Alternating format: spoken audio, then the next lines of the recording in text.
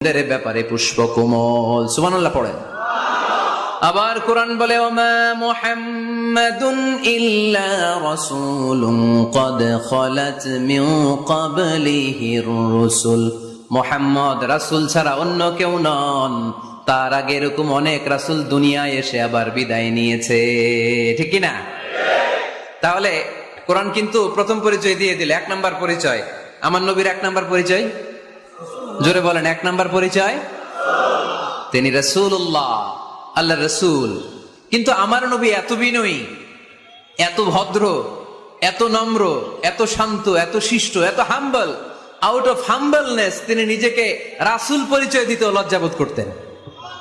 তিনি নিজেকে রাসূল পরিচয় দেওয়ার আগে নিজের আরো ছোট করে বলতেন, আমি আল্লাহর গোলাম, তারপরে রাসূল।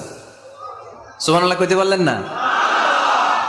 কত ভদ্র মানুষ, কত বিনয়ী মানুষ।